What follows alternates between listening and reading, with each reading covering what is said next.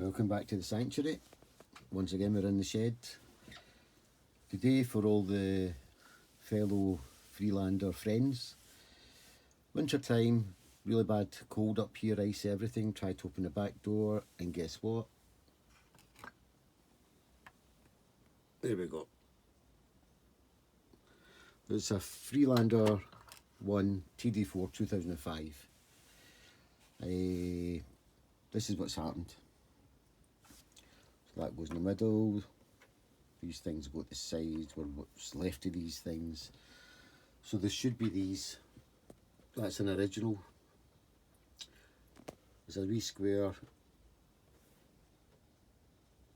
nut underneath this one here, and I'll try and give you a look at it. It just seats itself in there, and as you turn this in, this will hit off the side, so it'll lock itself in place anyway. Wee pair of pliers, tighten it up there. So that's the way it should be. This broke off all the way down there, on there. This whole circular bit here was off. This one here broke into two bits. One off this wall, this back, see this back side wall here? Right, probably better using this. This bit here, all the way down and around, and took half of this off. This other half broke from this side, round here. So I had two pieces in my hand. This thing here also, it broke off. So the whole three of them were done in. I have seen people just put bolts from, just actually drill through, straight through there, onto the outside, same again there, and actually put bolts right through it. So I thought, don't want it to look that ugly. So what I done was, I got the old soldering gun. You find some of the videos on YouTube, they'll have a flat piece up here, like a pinky nail type thing, and they just rub it over. I didn't have one, so I just used the tip. And there's a guy called Sixtfive Ford, F-O-R-D, on YouTube. That's where I got the idea from. So a big thanks to him. And then he mentions about all the different plastics. It's a really good video to watch, by the way. I'll try and find a link and put it in the description also. This is sitting a wee bit squint, as you'll probably some notice. And just drop something.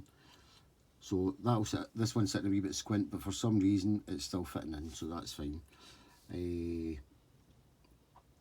Yeah, so back to the plastics. What I found was this stuff here, when you try to melt it, it's just not your normal plastic. I'm going to show you this bit here. I don't know if it'll pick it up on camera. You can see there's like metal shavings. It's like as if I've got metal dust. And it's very, very gritty when you try to melt this plastic. It does take a lot of heat. So what I got was, I've got bits for cartridge washers here, right? All the old bits, as usual, dropping everything.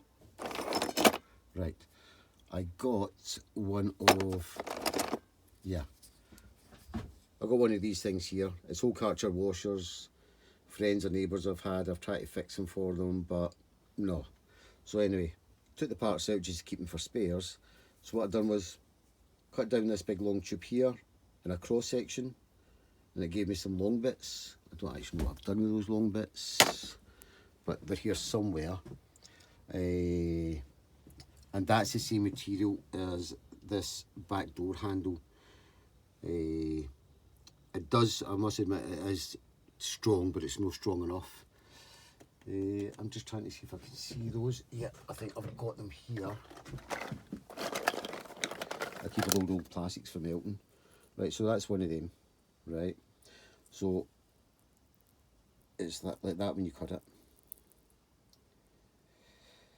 Yeah, so where was I going with this? There's some more there, there's other bits.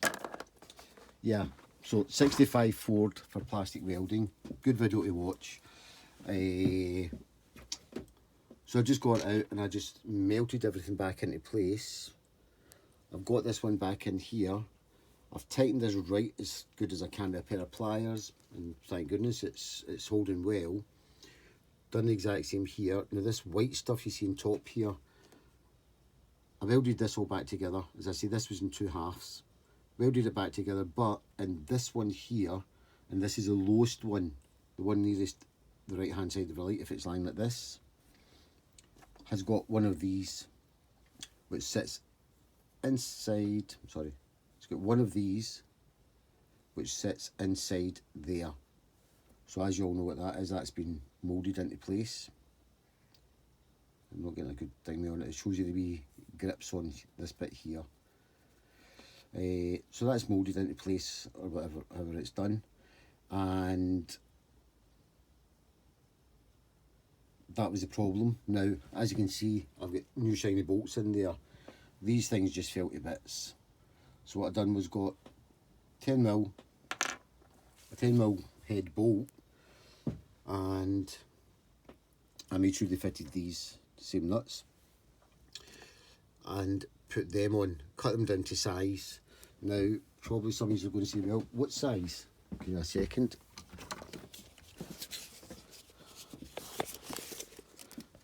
So the depth of this one here is about, just measure this, I think it's about 15mm. But on the top, we need about 28mm. It's probably, yeah, probably 25 to 28mm. Any more than that, you don't want it touching the glass or getting in the road of anything. So this front one here is that. This one here sticks up.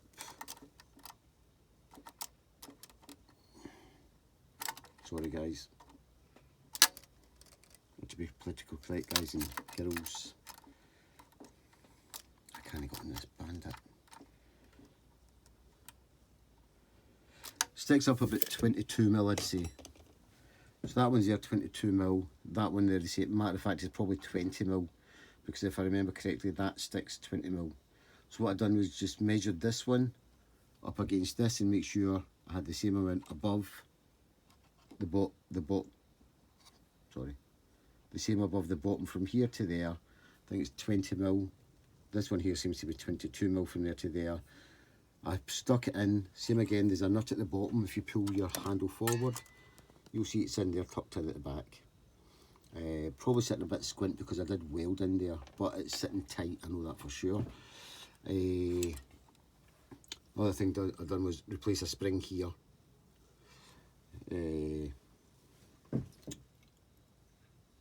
So yeah, that's about all I can tell you about it. So that should be the same height as that, but this one here, what did I say it was? Rewind the video. I'd say, sorry, I've got a low battery here. Yeah, this one here at the bottom sticks up 30mm. There's 15mm, about 12 to 15mm inside there, but it should stick out 30mm. What I've done was, didn't have one of these gadgety things, so I put arrowdite in it. I actually got a bolt. Let me just get a bolt in my hand. Sorry about this, guys. Yeah. So, got a bolt, rough the edges. Now don't make it round, because you're going to put arrowdite in it.